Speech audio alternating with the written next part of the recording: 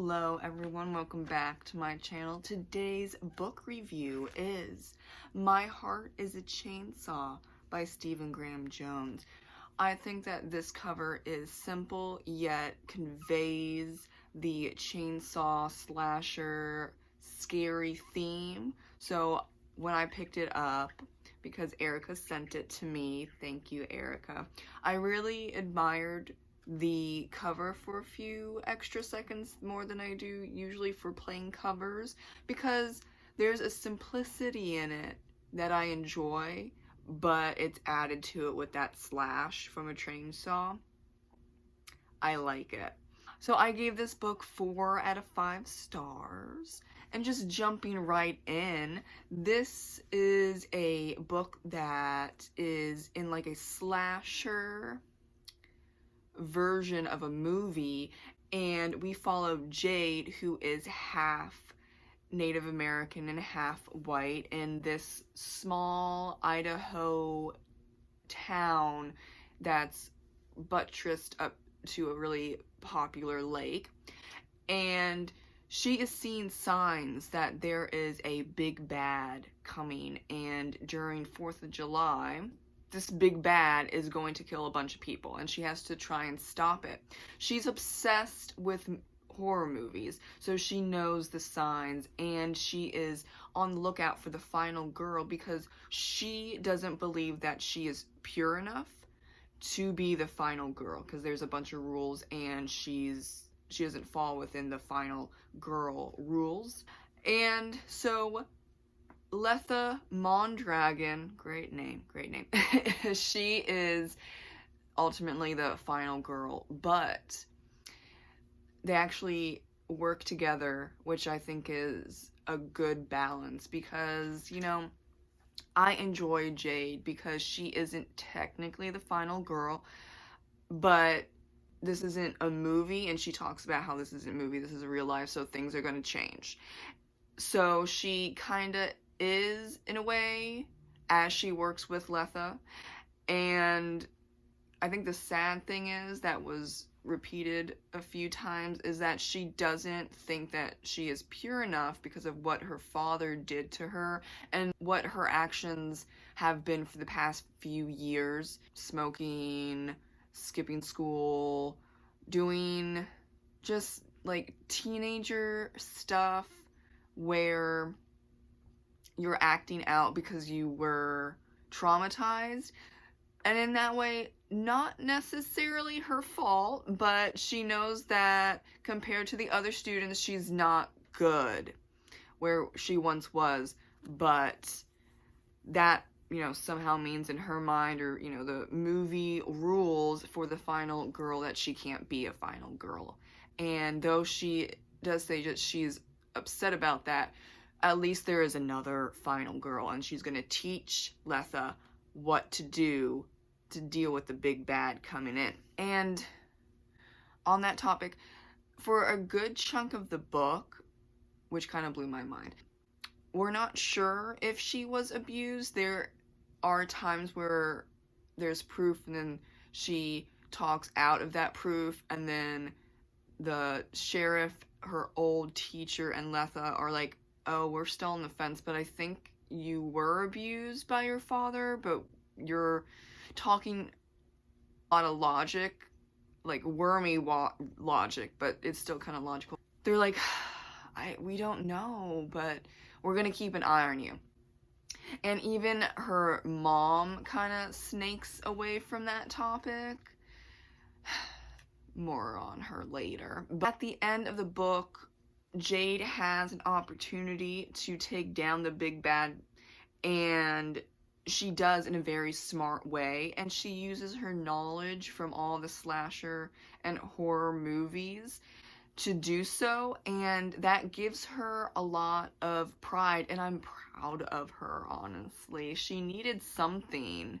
Like, her life is not good, honestly. It's not good, and I wanted Jade to do something good and have it be successful, because a lot of the time in this book she's just kicked down over and over again. Now, I wish one particular character wasn't killed because he was really nice to Jade and they had a connection, and he felt guilty not being able to protect her against her father, her mother, just everything. And though that there was a nice wrap up with him and Jade, I just felt like it should have been longer, or that he didn't die, or maybe like he was maybe severely wounded but he still lives, and so I don't know if he needed to die. I mean, there's like 50 people dead in the book. I don't know if you need him, so make it 49 people. I don't know, but he just really pulled on my heartstrings. Now, and another thing that is a negative is there's a huge middle slump, and that's why I couldn't, one of the reasons why I couldn't give it 5 stars. The middle drags on. I think you could have probably cut out at least 40 pages, 30 to 40 pages in the middle. And the ending of the novel, not 100% sure what that does for the overall story. Maybe it helps the second and third book in this book series. I don't know. I'm excited to get the second book to see, but that kind of felt flat. I think it would have ended better and wrapped things up more if we just ended on Jade finishing off the big bad versus going towards the wildfire in the forest and happening upon a bear, and just thinking about, I don't know, I forget what she was even thinking about, because it's not that important, but she's thinking about stuff and watching the grizzly bear. I don't know. That was not very oomphy. Yeah, I'm gonna go with that word. That's a noise word, but I can't think of something that makes sense except that word. Now, I hate her father. Yeah, we can all agree that we hate her father. I also hate her damn mother, because her child was abused, and then she ditched her child with the father, and she went to live with someone in a freaking trailer park, and is she a manager? She works at a Dollar General. You left Jade with her abuser. Okay, I think that, you know, Jade somehow, maybe in future books, just offs her mother as well as her father. I'm just saying, because that's messed up. You just leave your only child to the abuser. And you're also like right down the road too. It's not like you hightailed it to Arizona or something. No, you're still around. I hate her mother.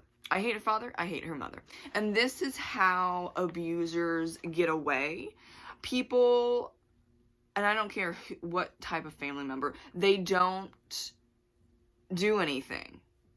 So you have this situation where Jade is full of guilt, shame, hopelessness, helplessness. She's stuck with living with her father who abused her as a child, and then her mom's like, okay, and just left. But she's still in the area, and Jade sees her all the time.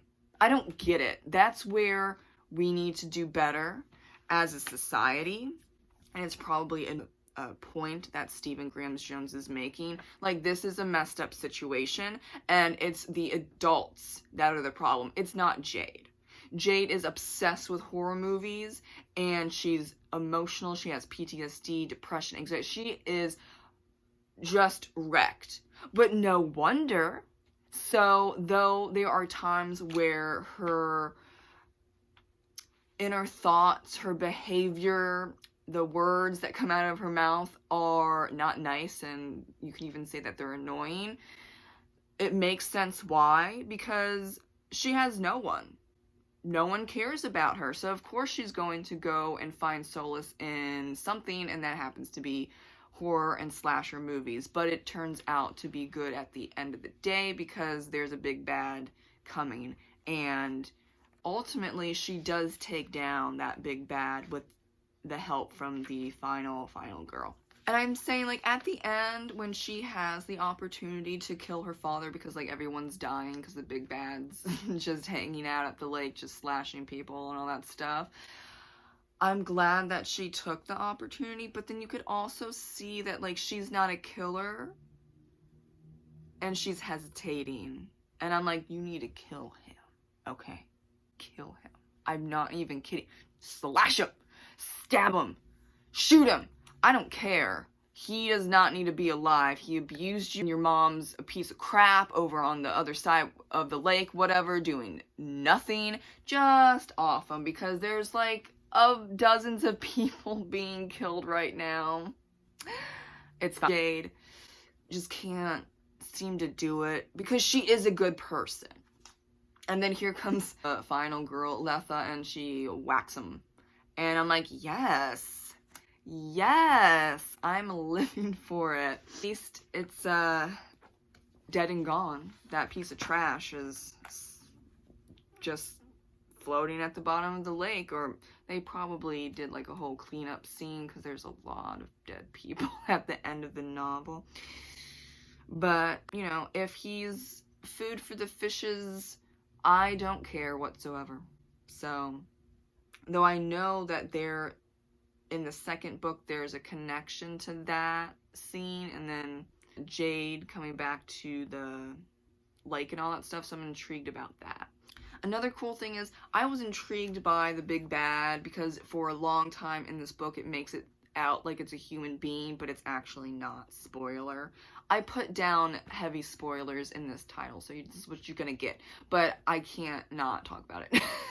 And I thought it was interesting because aren't slashers, like, slashers are humans, so this is not 100% slasher. It's like a horror novel, but in the beginning and the middle it's a slasher, and then it turns out, because it's real life, you know, that it's a ghosty, and I'm not gonna say who, but it's a ghosty.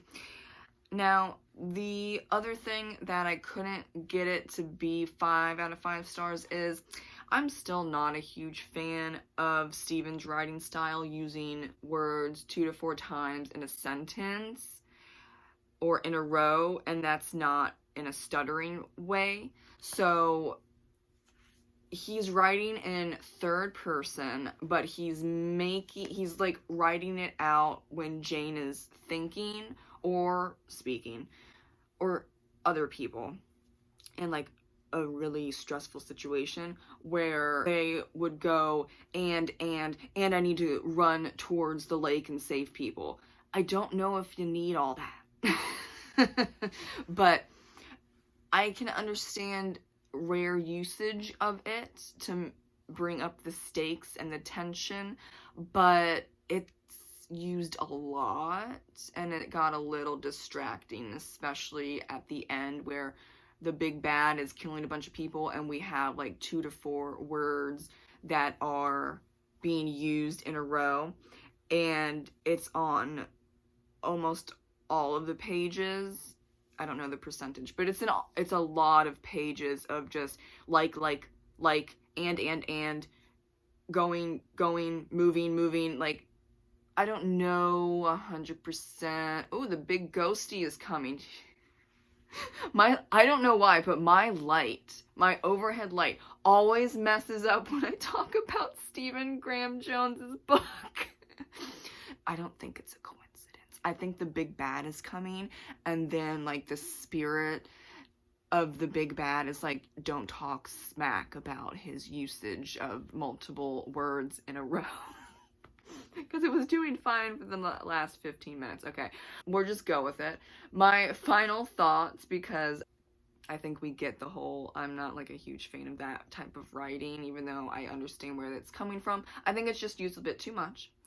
I overall, of course, enjoyed this book, and I look forward to the second and third book in this series. Stephen Graham Jones is one of my favorite horror writers at this point in time, and I look forward to any and all books from him. Thank you so much for watching, and have a great rest of your day. Bye!